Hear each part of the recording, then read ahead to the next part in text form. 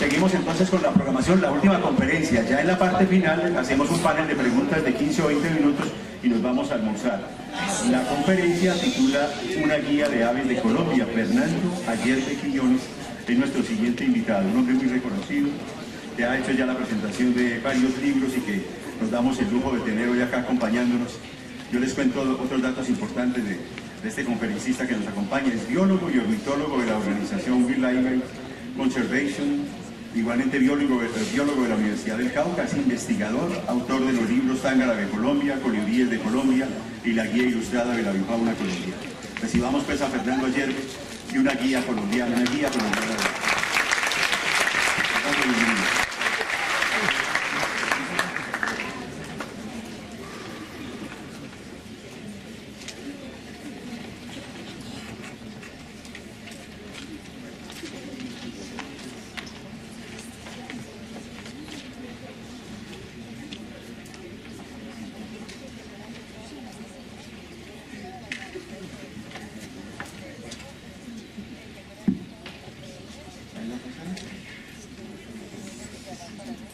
Listo, pues buenos días todavía. Muchas gracias por tomarse el tiempo de venir a escucharnos. Muchas gracias a la Feria de Aves de Risaralda. Desde hace rato pues quería venir y Juan Carlos Noreña me contactó hace algunos meses y pues ya pude concretar este sueño anhelado de venir a Risaralda a hablar sobre pajaritos con ustedes. Bueno, pues mi nombre es Fernando Ayerbe Quiñones, biólogo egresado de la Universidad del Cauca, investigador asociado a Wildlife Conservation Society del programa Colombia, con sede en Cali. Tenemos otra oficina en Bogotá, pero principalmente nos movemos en Cali y hacemos conservación e investigación de aves y pues de otros grupos de fauna en todo el país. Impresionado con las imágenes de los buitres de níquel. Increíble eso, pensaba ahorita como no sé, por Guaviare o Meta, que si ponen esos comeros de buitres, los arcorranfos, Catartes melambrotus, Catartes burrolianus, Catartes aura, la subespecie residente y la subespecie migratoria. Sería una cosa muy chévere y que hasta ahora pues estamos en colibríes apenas, pero me imagino que va a ser algo impresionante por acá en esas densidades, increíble. Bueno, muchas gracias, muy chévere. Pues vine para acá como hablarles de interacciones, contextos de los colombianos y su avifauna, la avifauna que los rodea, hablando un poquito de experiencias personales, pero también como pues, observaciones que hacemos en campo continuamente y de fenómenos que estamos viendo hoy en día a través de redes sociales. Bueno, entonces, pues Colombia es el país que más aves tiene, ya todos sabemos eso. Pero entonces vamos aquí a poner unas imágenes pues, bastante bonitas de aves que se consiguen por todo el país y vemos en medio pues, a gente que está metida entre las aves, que convive con las aves, que trabaja con las aves. Tenemos niños, tenemos adolescentes, tenemos adultos que en su día a día se cruzan por ahí con aves. Tenemos biólogos, ornitólogos que se preocupan pues, por investigar desde varios enfoques la avifauna colombiana para propender principalmente por su conservación y su entendimiento.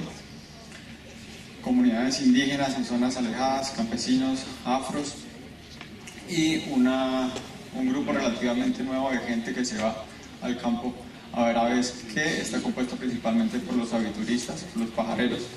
Entonces son personas pues, que antes, cuando yo estaba en el colegio o en la escuela, uno escuchaba mucho que la gente ahorraba como para irse a Disney o cosas así. Hoy en día casi no conozco gente así. Lo que veo es mucha gente que está... ¿Listo? Lo que veo es mucho colombiano que está interesado en irse para Mitú. Algo, por ejemplo, que mis compañeritos del colegio jamás hubieran pensado en hacer un viaje pues, para allá. Pero hoy en día estoy viendo como que quieren conocer más Colombia antes que irse para otros lados. Eso me parece fantástico.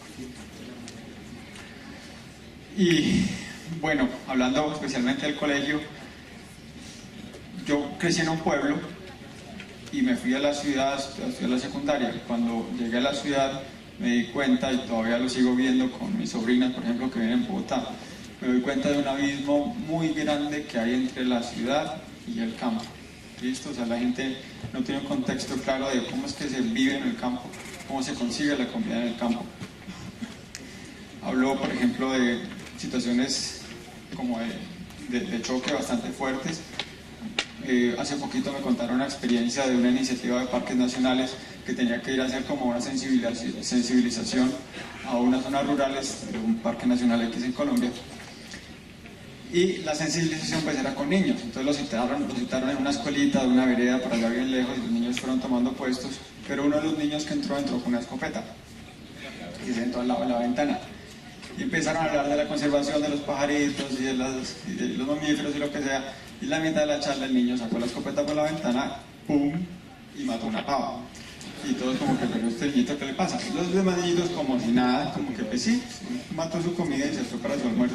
El niñito dijo como, pues si me tengo que ir ya, cogió la pava, la peló y se la llevó para el almuerzo. Pues eso es muy fuerte, pero los de parques quedaron, pero ¿qué está pasando aquí?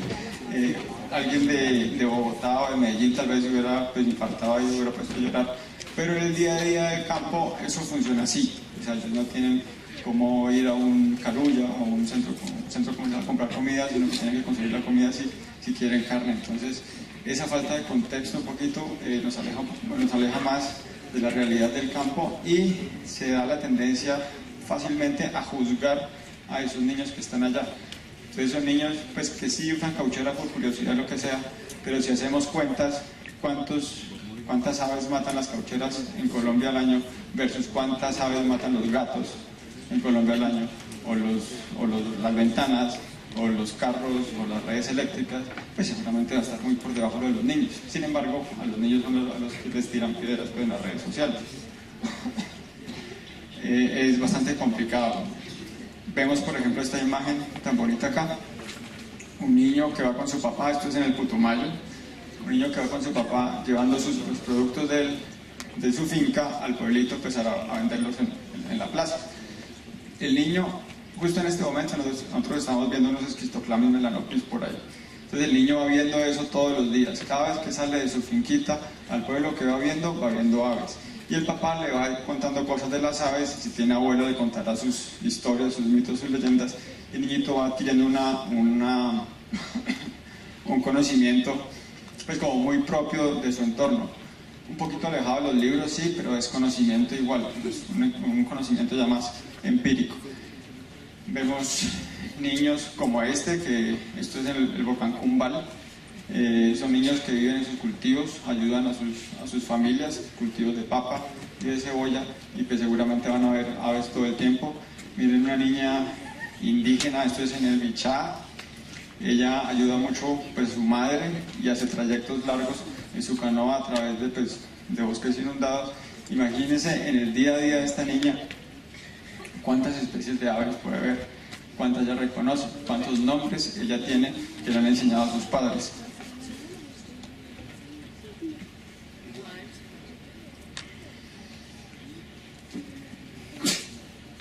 Otra parte, pues algo dura de Colombia y sus aves, sus paisajes y su gente tiene que ver con conflictos armados. Pues qué pena que ponga la imagen ahí de un niño con una K-47, pero ese niño soy yo cuando tenía 12 años.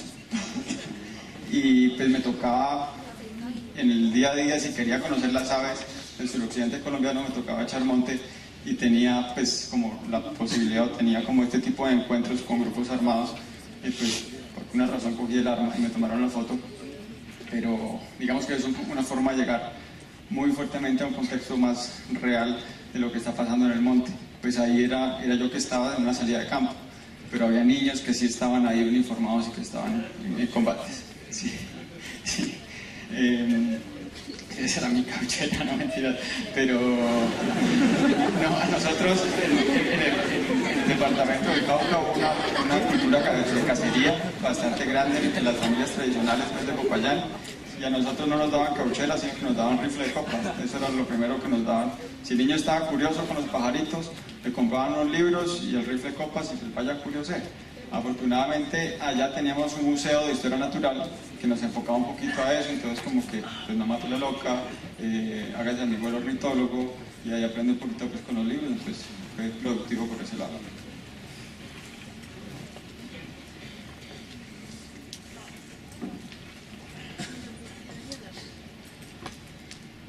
Bueno, la música y los pajaritos colombianos. Hace relativamente poco estuve en una fiesta en Popayán, una fiesta de músicos a la que me invitaron. Y había gente del Huila, gente de Nariño, gente del Cauca, gente del Valle. Y empezaron a tocar unos bambucos, unos paseos muy bonitos ahí. Y había un muchacho de Nariño, tocaba muy bonito la flauta. Entonces dijo, pues toquemos el miranchurito. Y empezó a cantar, a tocar el miranchurito y sonó muy bonito, muy chévere y todo. Pero cuando se acabó la canción, les pregunté, incluyendo al nariñense, que si sabía qué era el miranchurito. Y dijeron, no, pues es un pajarito. Sí, pero pues ¿qué es el pajarito? La canción dice, el miranchurito en el eucalipto. Eucalipto pues es un eucalipto y habla de un pajarito que está cantando en el eucalipto. Y ni siquiera el nariñense sabía qué era el miranchurito. ¿Ya? Otro por ahí mencionó un nombre que aparecía en una guía de aves, como pico gordo o algo, yo no sé. Y pues sí, un roastpick, sí. Pero bueno, a mí me dio un poquito de tristeza pues, ver que esos músicos que están interpretando eso, y sobre todo el nariñense, que pues yo que soy del sur del Cauca tengo como mucho contacto con la cultura nariñense. A mí desde chiquito me enseñaron que el miranchurito era pues el feúctico, obviamente. Y pues la idea es eso, como que no sé en qué momento se desconecta un poquito el conocimiento que está en los libros, el conocimiento que está en el campo, cómo no se diversifica ese conocimiento desde los libros para que esté disponible a todo el mundo. La música pues está presente en muchas culturas colombianas. Una de las que más resalta la riqueza de aves es la cultura de los llanos orientales, la cultura llanera. Esto es un llanero pues que va cabalgando entre hatos y todo el tiempo lo que está haciendo es pues, viendo su paisaje y componiendo canciones en su cabeza, y siempre le meten nombres de pajaritos o nombres de hábitats o nombres de fauna y árboles.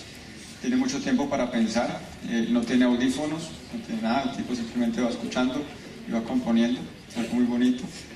Vemos aquí un pedazo de la canción La Pava Congona de Andrés Landeros, del norte de Colombia. Miren, por ejemplo, los nombres de las aves que aparecen ahí.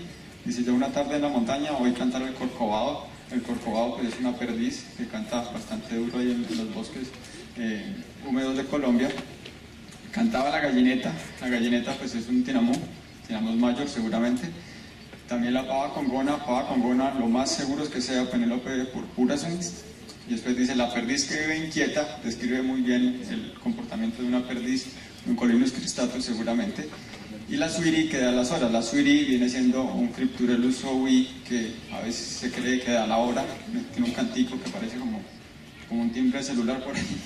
Pero en el campo a veces dicen que esa ave canta cada hora.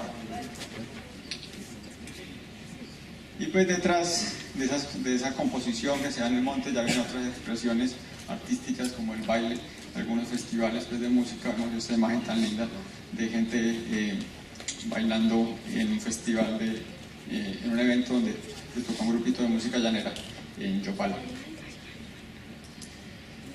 Sitios para ver aves, hay muchos. Personalmente trato casi no ir a sitios donde va mucho aviturista, porque digamos las aves ya están acostumbradas como a ciertas cosas. Vemos que comen como va mucho al bebero, al colibrí o siempre al banano. Yo pretendo es como hacer un poquito más de observaciones que estén más ligadas a cosas como más naturales, de cómo un colibrí no va a un libadero todo el día, sino que va a qué flores, con qué frecuencia, como sacar más información pues, de ecología de los animales. Entonces en ese orden de ideas también pues, se me diversifica un poquito el tipo de zonas a las que voy a hacer observaciones de aves. Hace poco, hace como unos 2 años, esto es en el Capaquiñán, que es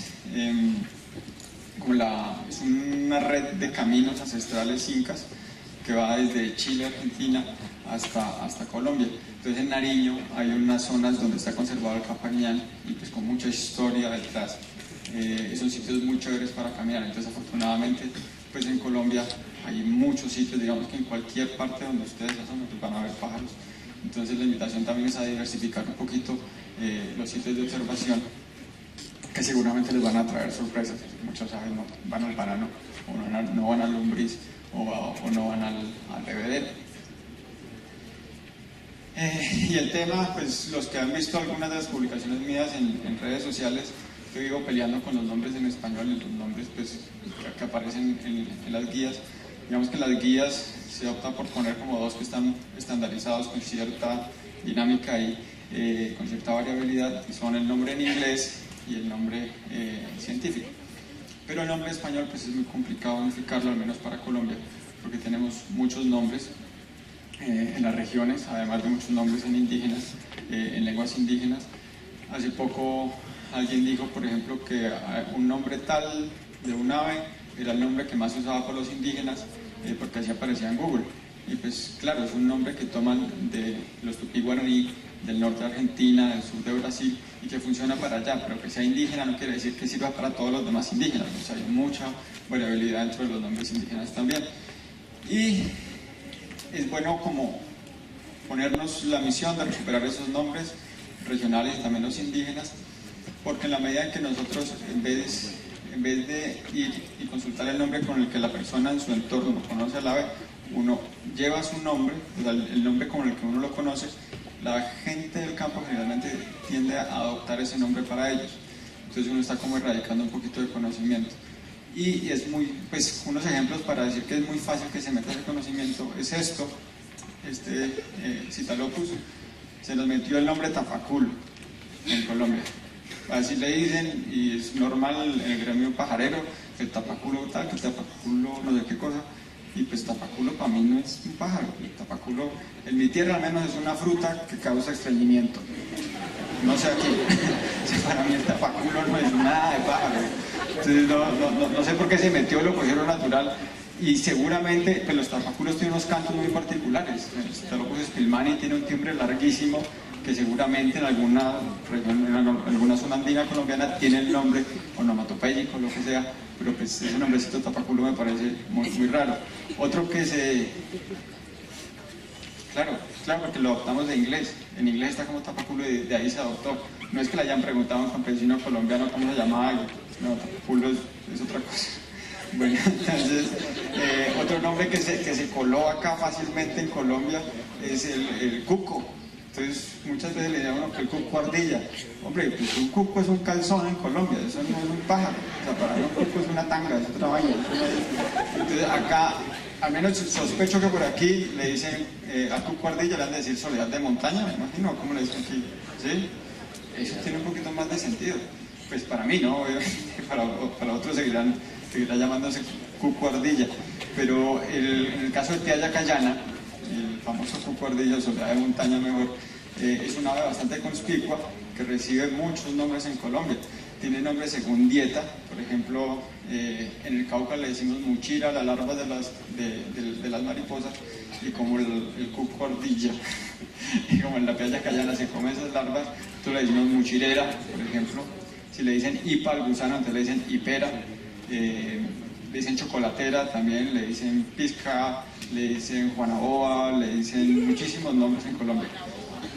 Y yauta, pájaro ardilla, bien, o sea, son nombres bien de acá. Y en comunidades indígenas, ese pajarito en especial tiene nombres muy bien marcados. Incluso en la selva de Matavén, que es un área pequeña, tiene ticue, chicue y pigá, dependiendo de qué comunidad indígena lo diga. Y lo reconoce muy bien porque tiene un agüero que ahorita más adelante voy a hablar sobre eso. Miren, por ejemplo, estas comunidades, Sicuani, Piaroa y Piapoco, en la selva de Matavén, reconocen muy bien las gaviotas. Vemos aquí Fetusa simplex, estos son nombres sicuanis, perdón, Fetusa simplex, acaneto, Sternula superciliaris, itipirri y Rhincops niger acadale. Esos son nombres sicuanis para 3 gaviotas diferentes, que a veces se cree como, no, es que ellos no tienen nombres tan específicos. Pues sí los tienen, diferencian muy bien y diferencian mucho mejor que nosotros en muchas ocasiones. ¿Y cómo se dan cuenta ustedes de ese conocimiento tan amplio cuando les pasan una guía de aves? Entonces, tener como ese intercambio de comunicación es complicado. Muchas veces uno va a lo que va y no le para bolas a lo que ellos le pueden enseñar a uno. Pero mi recomendación es que cuando lleguen a esas zonas, aprenden un poquito de la lengua de ellos. Es muy fácil aprenderse al menos el buenos días, buenas tardes, el gracias, y ahí uno va a establecer una relación, y las aves siempre son un canal para establecer esa comunicación. Entonces ustedes les pasan una guía de aves y de una, pues es que no hay indígena pues que no se fascine con la guía de aves y empiece a decirle a uno todos los nombres y qué hace y dónde se consigue. A veces toca como pues pararlo un poquito porque se emocionan demasiado y le llegan muchas personas alrededor y a querer opinar. Se puede obtener información fácilmente y me sorprende que en Colombia no tengamos ese conocimiento tan bien explorado. Pues. Lo mismo con los campesinos y con los afros, ¿no? Ellos se saben todos los nombres de sus agüeros y sus canciones. Volviendo con el tema de las gavioticas, que uno creería que se pueden confundir, el área que les hablo es esto, selva de Mataveni, que queda entre el río Bichada, el río Guaviare, el río Orinoco, un bloque de selva bastante grande, donde conviven 5 comunidades indígenas. Y vemos Parafetusa simplex, por ejemplo, que es una gaviota que anida allá en verano. Vemos que Puinave le dicen caque, Piapoco, Cacahue y Sicuani, Acaneto. Entonces, nombres bien separados. Son comunidades que ustedes en una lancha se demoran entre una y otra 2 horas, 3 horas, pero que una vez se bajan a la comunidad nueva, hablan una lengua completamente diferente y tienen una visión completamente diferente de sus aves. ¿Listo? Esto en este pedacito, imagínense todo lo que hay aquí. Y el problema de los frentes de colonización y deforestación que están entrando por aquí con personas que son de otros lados y que llegan nombres de acá adentro, nombres que no son de allá y van imponiendo cosas, pues, además de los nombres, ¿no?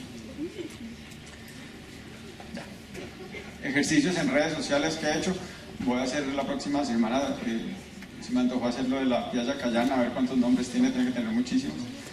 Vemos aquí para el género Momotus, miren la cantidad de nombres que tienen, uno por cómo anida, barranquero, otro por cómo mueve la cola, pájaro péndulo, otros que son onomatopéyicos como curuco o turuco. Pues todos han escuchado Momotus en curuco, entonces con eso ya le ponen el nombre. Y pues tirando Melancolicus, algo pues tan común que está en todas las áreas urbanas y en todas las áreas rurales, que tiene comportamientos tan llamativos, siempre está en la punta de un árbol, en la punta de un cable, de una antena. Miren la cantidad de nombres que tiene, también por comportamiento. Entonces está aguilero, ustedes han visto que persiguen el águila. O sea, yo cómo lo voy a decir a un campesino, no, ese nombre está mal, dígale, yo qué sé cómo aparecen las guías, a veces aparece como un sirirí, no sé. No, pues aguilero es perfecto, describe muy bien lo que él es. Vemos, por ejemplo, peche amarillo por sus colores. Vemos estos que son pitirre, quililí, cirilí, cirirí, todos esos son onomatopéyicos. Ustedes han visto cómo canta el animalito constantemente. Toreador y valiente, muy parecido a lo de aguilero, el origen. Y vemos, pues tendrá muchos más nombres en indígenas, ¿no? Para los que no saben, en Colombia hay aproximadamente 65 lenguas indígenas vivas, ¿vale? Como 5 que están amenazadas de extinción porque hay muy poquitos hablantes de esas lenguas, pero esta especie que es cosmopolita puede tener en lenguas indígenas pues 65 nombres diferentes, ¿vale? Entonces hay que velar por su conservación. Esto es en Nasayuve, esto se lee Spechach, y habla, Spechach es una persona o algo que es muy intenso, que es harto. Entonces lo describen pues perfecto al pajarito cuando azara a los gavilanes.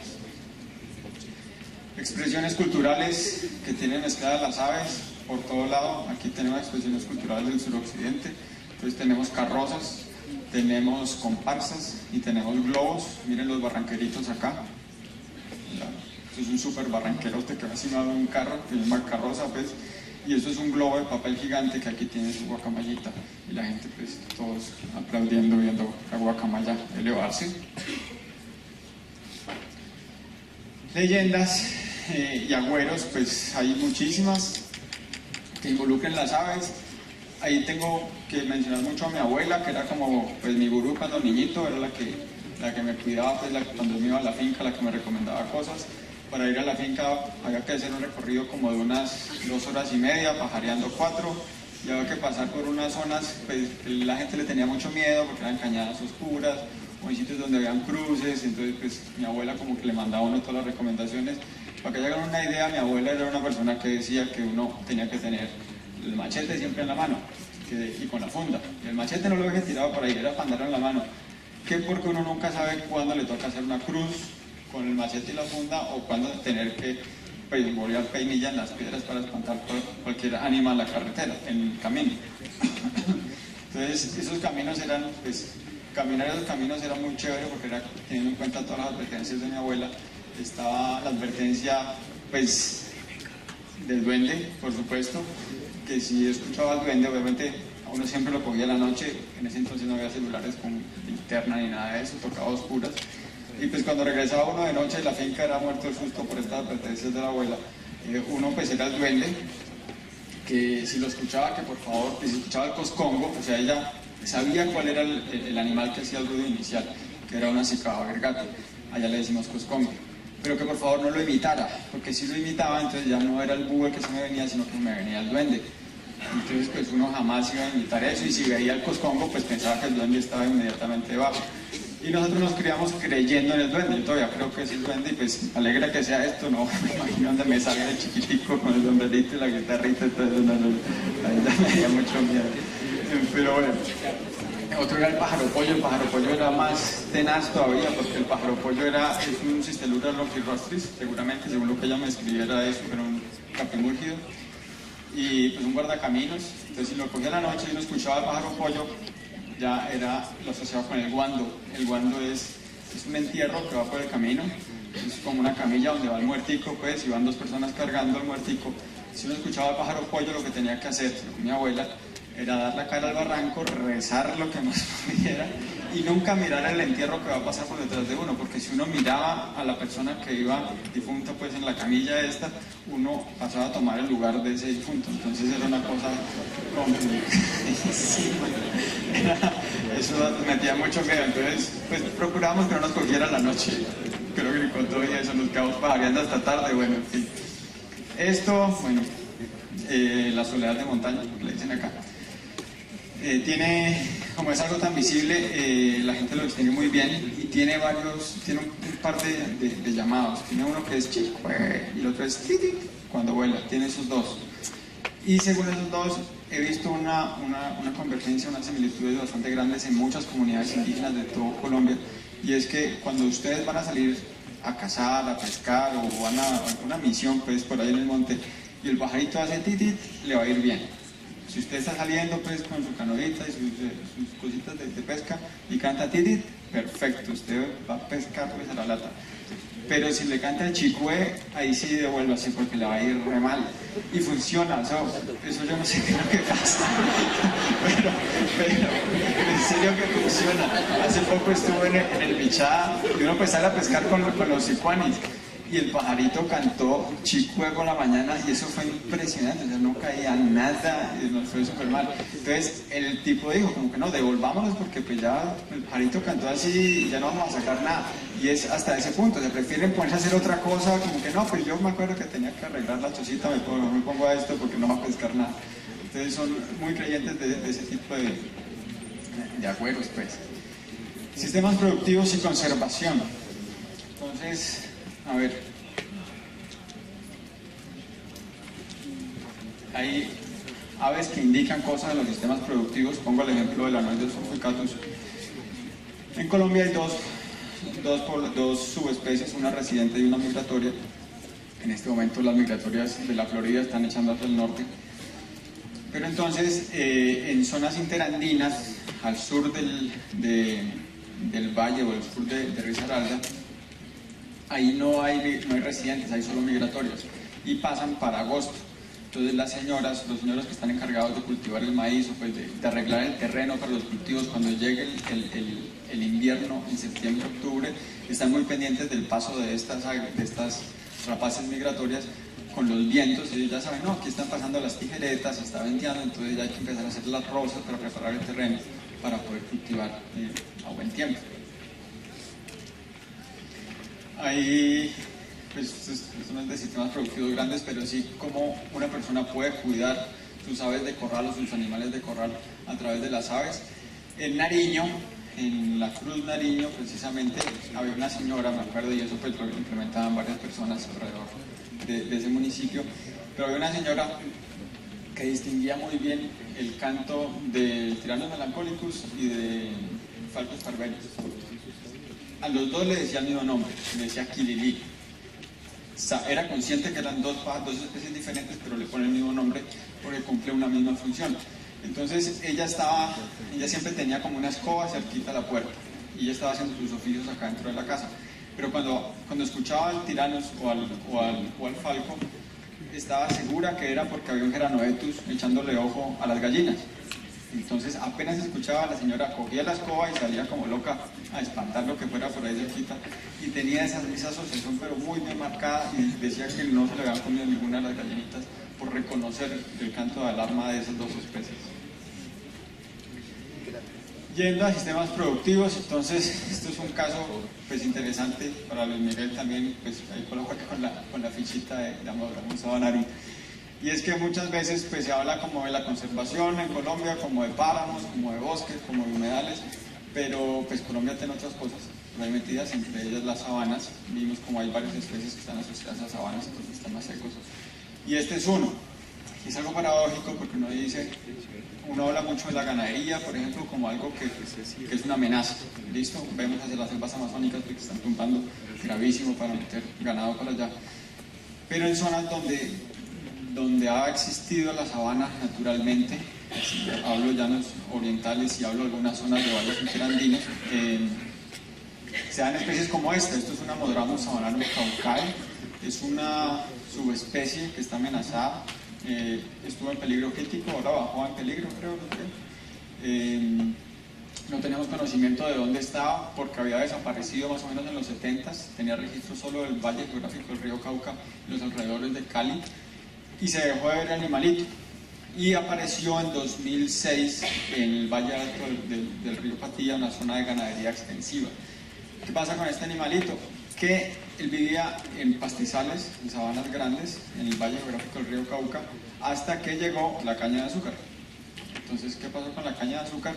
Que reemplazó la mayoría de esa ganadería, la mayoría de esos pastizales, por cultivos de caña. El hábitat cambió completamente y el animalito se tuvo que desplazar. Hay algunas poblaciones todavía remanentes en el Valle del Cauca, pero digamos el área más óptima para esta subespecie en Colombia se encuentra en el Valle Alto del río Patía. Y depende de pasturas degradadas, de pastos enmalezados que sean muy grandes. No sirve tecnificar la ganadería y hacer unas mangas de rotación con pasto braquiario. No, necesita un pasto que sea como bien de acá, pasturas degradadas, y solo ahí puede estar. Entonces ahí, para este caso, uno entraría a defender la ganadería. Una cosa pues que para otros parece lógico. Acá vamos a casos específicos. Si lo que queremos conservar es aves en Colombia, tenemos que ir a cada especie y ver qué podemos hacer para cada una de ellas. En el caso del Valle Alto del río Patilla, hay un producto que es famoso, que es el Cumis patiano. Si algún día van hacia el sur, pasan por el Bordo, por Patilla, por el Estrecho, hay un cumis delicioso que pues las vacas dependen de potreros grandes y este pajarito depende de ese sistema productivo. Entonces sería muy bueno asociar el producto con el pajarito. En el Valle del Patía hay otras especies amenazadas como un carpintero que se encuentra en cercos vivos, que se llama Benilornis calonotus. Entonces también esos sistemas productivos de ganadería, si conservan los bosques riparios y conservan buenas cercas vivas, estarían aportando también a la conservación de ese carpintero. Bueno, la invitación, pues como algunos de ustedes tendrán la guía de aves, avifauna colombiana, la guía ilustrada de avifauna colombiana, estos espacios para los que no han visto cómo se usa, pues están hechos para eso, para escribir los nombres comunes como ustedes lo conozcan o como quieran aprender a reconocerlos según las lenguas indígenas donde ustedes estén. A los biólogos o a los pajareros siempre nos ponen una persona al lado, una persona que sabe muchísimo de aves de la zona. Este es un ejemplo, es agripino, él vive en Itú, un guía muy bueno y se sabe todos los nombres de las aves, creo que en 2 o 3 lenguas indígenas. Entonces cuando van allá aprovechenlos, esa gente les va a enseñar muchísimo.